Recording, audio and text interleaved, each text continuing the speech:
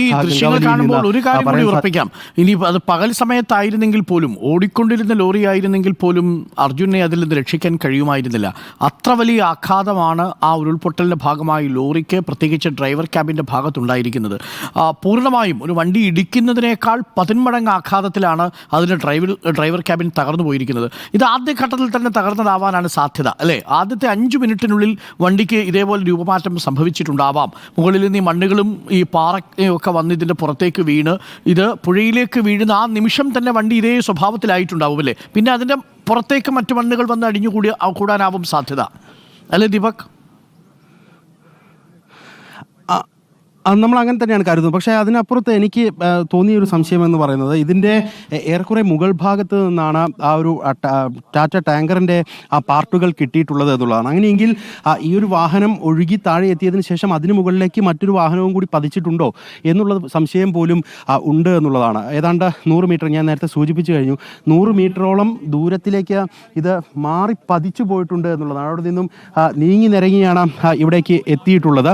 വലിയ രീതിയിൽ കല്ലും മണ്ണും ഒക്കെ ആ നിലയ്ക്ക് ഈ ഒരു വാഹനത്തെ തള്ളിക്കൊണ്ടുവന്നിട്ടുണ്ടോ എന്നുള്ളതാണ്. ഇപ്പോൾ ദൃശ്യത്തിൽ കാണുന്ന ആ ഒരു പാറക്കല്ല് മതി അക്ഷരാർത്ഥത്തിൽ ഈ ഒരു ക്യാബിൻ്റെ മുകൾ ഭാഗത്തേക്ക് അത് പതിച്ചു കഴിഞ്ഞാൽ ഈ ഒരു ലോഹഭാഗം ചളുങ്ങിപ്പോകാൻ. കാരണം അത്രത്തോളം ഒരു പവർഫുൾ ആയിട്ട് മാത്രമുള്ള ഒരു ലോഹഭാഗമാണ് അത് എന്ന് പറയാതിരിക്കാൻ കഴിയില്ല. അതാണ് ഞാൻ തുടക്കത്തിൽ തന്നെ കാണിച്ചത്. ഈ ഒരു ഭാഗം എന്ന് പറയുന്നത് നമുക്ക് കൈകൊണ്ട് നമ്മൾ പിടിച്ചു നോക്കുമ്പോൾ തന്നെ അതിൻ്റെ ഒരു ഘനം എത്രത്തോളമാണ് എന്നുള്ളത് സംബന്ധിച്ച് നമുക്കൊരു വ്യക്തത വരും. അതിനപ്പുറത്തേക്കുള്ള ഈ ലോഡ് എടുക്കുന്ന അല്ലെങ്കിൽ ലോഡ് താങ്ങുന്ന ചേസ് ഉൾപ്പെടെയുള്ള ഭാഗങ്ങൾ മാത്രമാണ് അത്രത്തോളം കരുത്തോടെ ഉള്ളത് എന്നുകൂടി പറയാൻ സാധിക്കും. അതുകൊണ്ട് അരുൺ പറഞ്ഞതുപോലെ തന്നെ അവിടുന്ന് തെന്നി നീങ്ങിയതിന് ശേഷം പിന്നീട് ഒരു പക്ഷേ മലക്കം മറിഞ്ഞിട്ടുണ്ടാകാനുള്ള സാധ്യതയുണ്ട്. അപ്പോഴായിരിക്കാം ആ കയറുകൾ ഉൾപ്പെടെ പൊട്ടിപ്പോകുന്നതും മരം നമ്മൾ ടി വി സ്ക്രീനിന്റെ ഒരു ഭാഗത്ത് ഈ വണ്ടി യാത്ര പുറപ്പെടുന്നതിന് മുൻപുള്ള ഇതിന്റെ ചിത്രം കൂടി പങ്കുവെക്കുന്നുണ്ട്. ഈ ചിത്രമാണ് ഏറ്റവും ഒടുവിൽ അർജുൻ തന്റെ സുഹൃത്തിന് അയച്ചു കൊടുത്തത്. യാത്ര പുറപ്പെടുന്നതിന് തൊട്ട് മുമ്പ് ബൽഗാവിൽ നിന്ന് തടിയൊക്കെ കയറ്റിയതിന് ശേഷം സുഹൃത്തിന് അയച്ചു കൊടുത്ത ചിത്രം കൂടിയുണ്ട്. അപ്പോൾ ഈ ചിത്രം കാണുന്ന സമയത്താണ് ഈ വണ്ടിയുടെ രൂപമാറ്റം എത്രത്തോളം വലുതാണ്, എത്രത്തോളം ഭീകരമായ ഒരു അപകടത്തിലാണ് ഈ വണ്ടി പെട്ടത് എന്നത് പ്രേക്ഷകർക്ക് മനസ്സിലാവുക. ആ വണ്ടിയുടെ സ്ട്രക്ചർ പൂർണ്ണമായിട്ടും, മുൻഭാഗം പൂർണ്ണമായിട്ടും പോയി. ആകെ അവശേഷിക്കുന്നത് അതിൻ്റെ ടയറിൻ്റെ ഭാഗങ്ങളും പിന്നെ അതിൻ്റെ ആ ബമ്പർ പെയിൻറ്റിലുള്ള കിട്ടിയ ഭാഗങ്ങളും ഒക്കെ നോക്കുമ്പോഴാണ് അത് അർജുൻ്റെ വണ്ടി തന്നെയാണെന്ന് നമുക്ക് ഉറപ്പിക്കാനും കഴിഞ്ഞത്. കാര്യം ആ പെയിൻ്റൊക്കെ അതേപോലെയാണ്, ഭാരത് ബെൻസ് അതേപോലെയാണ്. ആ നീല പെയിൻറ്റും ചുവന്ന പെയിൻറ്റും ഒക്കെ പ്രേക്ഷകർക്ക് 2 വണ്ടിയിലും കാണാൻ സാധിക്കും. മാത്രമല്ല ടയറിൻ്റെ ഭാഗങ്ങൾ, ഇതെല്ലാം സിമിലാരിറ്റി പ്രേക്ഷകർക്ക് കാണാൻ സാധിക്കും. ആ വണ്ടിയിൽ ബമ്പറിലൊക്കെ എഴുതിയിരിക്കുന്നത് അതേപടി തന്നെ 2 ദൃശ്യങ്ങളിലുമുണ്ട് എന്നുള്ളതാണ്. അപ്പോൾ യാത്ര പുറപ്പെടുമ്പോൾ ഈ വാഹനം ഇങ്ങനെയാണ് ഇരുന്നത്. യാത്ര പുറപ്പെട്ട് കഴിഞ്ഞ ഉടൻ നിമിഷങ്ങൾക്കുള്ളിൽ അതിൻ്റെ മാറ്റം സംഭവിച്ചു എന്നാണ് മനസ്സിലാക്കുന്നത്. ദീപക് എന്തോ വിശദീകരിക്കുന്നുണ്ട്. ദീപക്, എനിക്കൊന്നു ആ എഞ്ചിൻ്റെ ഭാഗം, ആ മുൻഭാഗത്തെ എഞ്ചിൻ്റെ ഭാഗത്തെ ഈ റേഡിയേറ്റർ അടക്കമുള്ള എല്ലാ ഭാഗങ്ങളും അതെല്ലാം പോയി കഴിഞ്ഞു, അല്ലേ? ഇനി ആ വണ്ടി ശരിക്കും ഒരു തരത്തിൽ നമുക്കിനി ആ വണ്ടിയെ തൊടാൻ കഴിയില്ല. ടോട്ടൽ ലോസിലേക്ക് പോയി എന്ന കാര്യത്തിൽ തർക്കമില്ല. പക്ഷേ ഞാൻ നോക്കിയത് ഈ റേഡിയേറ്ററിൻ്റെ പോർഷനൊക്കെ പൂർണ്ണമായിട്ടും അവിടെ നിന്ന് തെറിച്ചു പോകുന്നൊരു സാഹചര്യം, അല്ലെങ്കിൽ അടർന്ന് താഴേക്ക് പോകുന്ന സാഹചര്യം ഉണ്ടായിട്ടില്ല എന്നുള്ളത് നമുക്ക് ഇവിടെ തന്നെ കാണാൻ സാധിക്കും. മണ്ണും കല്ലും ഒക്കെ വന്ന് അതിലേക്ക് അടിഞ്ഞു നിൽക്കുകയാണ്. അതിനപ്പുറത്തേക്ക് അത് തള്ളി പോകുന്ന ഒരു സ്ഥിതിവിശേഷം ഉണ്ടായിട്ടില്ല. ഈ ഒരു ക്യാബിൻ്റെ പാർട്ടുമായി ബന്ധപ്പെട്ടുകൊണ്ട് അതിൻ്റെ താഴ്ഭാഗത്തേക്ക് വരുമ്പോൾ ഞാൻ മനസ്സിലാക്കുന്നത് ഇത് റേഡിയേറ്ററുമായി ബന്ധപ്പെട്ട് കിടക്കുന്ന അതിൻ്റെ ക്യാനാണോ റേഡിയേറ്ററിന്റെ കൂളർ ഭാഗമാണ്, ഓയിലിൻ്റെ ഉൾപ്പെടെയുള്ള ഭാഗങ്ങൾ. യെസ് അങ്ങനെയെങ്കിൽ ആ ഭാഗങ്ങളൊന്നും തന്നെ പൂർണ്ണമായിട്ടും ഇവിടെ നിന്നും തകർന്നു പോകുന്ന സ്ഥിതി ഉണ്ടായിട്ടില്ല. എന്ന് വെച്ചാൽ ഒരു വശത്ത് നിന്ന്, നമ്മുടെ ആ ശിരൂരിലെ ആ കുന്നിൻ്റെ മുകൾ വശത്ത് നിന്ന് വാഹനം താഴെ നിർത്തുന്നു. അതിൻ്റെ ഒരു വശത്ത് മണ്ണ് വന്ന് പതിക്കുന്നു. തന്നെയാണ് മുൻപിൽ നിന്ന് ആഘാതം കാര്യമായിട്ടുണ്ടായിട്ടില്ല എന്നാണ് നമുക്ക് മനസ്സിലാവുന്നത്. അല്ലെങ്കിൽ ആ ഭാഗമൊക്കെ തകർന്നു. അതെ, വശത്ത് നിന്നാണ് സംഭവിച്ചിരിക്കുന്നത് എന്നുള്ളത് വളരെ പ്രകടമായി തന്നെ നമുക്ക് മനസ്സിലാകുന്നുണ്ട്. അതുമാത്രവുമല്ല, ഈ വാഹനം ഈ ഫ്രണ്ട് ഭാഗം കുത്തിക്കൊണ്ട് ഗംഗാവലിയിലേക്ക് പതിച്ചിട്ടുമില്ല. ഒരേ രീതിയിൽ തന്നെ ഈ വാഹനത്തെ നേരെ തള്ളി നദിയിലേക്ക് കൊണ്ടിട്ടു എന്ന് വേണം അനുമാനിക്കാൻ. ആ നിലയിലാണ് ഇതിൻ്റെ ഒരു പരുക്ക് കാണുമ്പോൾ, അപകടത്തിൻ്റെ വ്യാപ്തി കാണുമ്പോൾ നമുക്ക് മനസ്സിലാക്കാൻ സാധിക്കുന്നത്. മറ്റു വശത്ത് ഒരു ഭാഗത്ത് എനിക്കൊന്ന് ഡ്രൈവർ സൈഡിലെ ടയറാണ് പൊട്ടിയത്. അപ്പോൾ അത്രയും ഉരഞ്ഞു പോകുന്നതിൻ്റെ ഭാഗമായി കൂടിയായിരിക്കും, അത്രയും ഭാരത്തോടു കൂടി ഉരഞ്ഞു പോയപ്പോഴായിരിക്കും അത് പൊട്ടിയിട്ടുണ്ടാവുക. യെസ്, അതായത് ഞാനിപ്പോൾ കാണിക്കുന്ന ഈ ഭാഗമുണ്ടല്ലോ, ഇത് കോ ഡ്രൈവറുടെ പോർഷനാണ്. എന്ന് വെച്ചാൽ നമ്മുടെ ആ മണ്ണിടിച്ചിലുണ്ടായതിൻ്റെ ആ ഒരു വശം, മണ്ണ് വന്ന് ആദ്യഘട്ടത്തിൽ പതിക്കാൻ സാധ്യതയുള്ള വശം. എന്ന് വെച്ചാൽ അർജുൻ ഈ വാഹനവുമായി തിരികെ കോഴിക്കോടേക്ക് വരികയായിരുന്നു എന്നുള്ളതാണല്ലോ. അപ്പോൾ അങ്കോലയിൽ നിന്ന് വരുമ്പോൾ കോഴിക്കോടേക്ക് പോകുമ്പോൾ വാഹനം നിർത്താവുന്ന ഒരു രീതി ഇതാണ്. ഇതിൻ്റെ ഇടതുവശം കോ ഡ്രൈവർ സീറ്റ് എന്ന് പറയുന്നത് ഈ പോർഷനാണ്.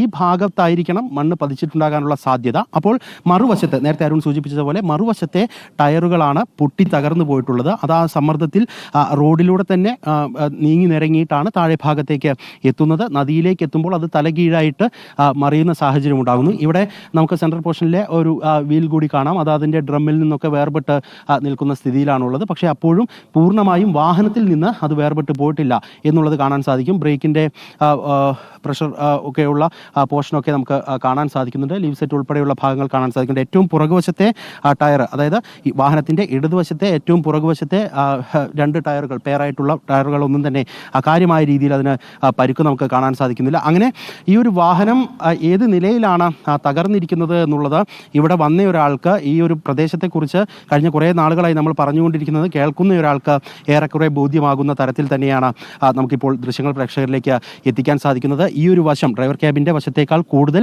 ഈ ഒരു വശം, കോ ഡ്രൈവറുടെ വശം പൂർണ്ണമായും ഇരുന്നു പോകുന്ന സാഹചര്യം ഉണ്ടായിട്ടുണ്ട്. അതിൻ്റെ ടോപ്പ് പോർഷൻ കണ്ടാൽ നമുക്ക് മനസ്സിലാകും. കുറച്ചുകൂടി ഹൈറ്റ് എടുത്താൽ ടോപ്പ് പോർഷൻ കണ്ടാൽ നമുക്ക് മനസ്സിലാകും.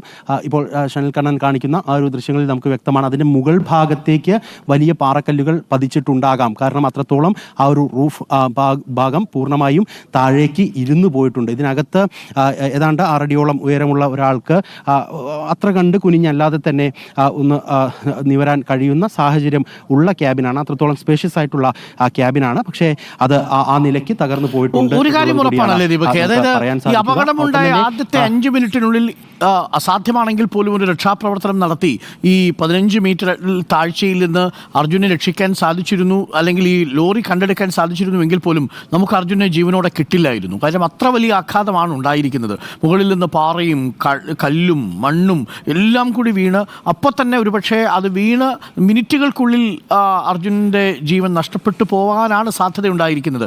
ആ ദൃശ്യങ്ങൾ കണ്ടിട്ട് അങ്ങനെയല്ലേ ദീപകിന് തോന്നുന്നത്? ആര് വിചാരിച്ചാലും നമുക്ക് തിരിച്ചെടുക്കാൻ കഴിയുമായിരുന്നില്ല. അത്ര വലിയ ഉരുൾപൊട്ടലും ആഘാതവുമാണ് ആ ലോറിക്ക് മുകളിൽ സംഭവിച്ചിരിക്കുന്നത് അല്ലേ?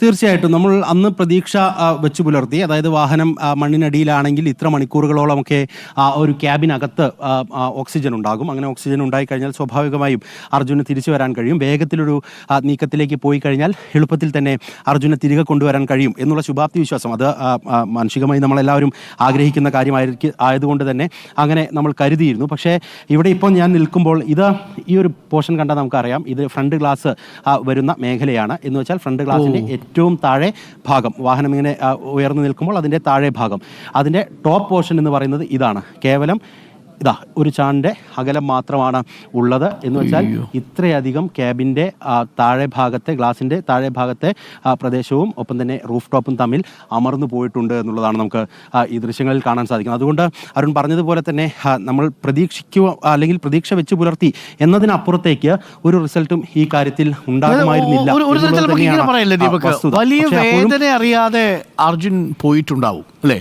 ഈ ദൃശ്യം കാണുമ്പോൾ നമുക്കതാ മനസ്സിലാവുന്നത്.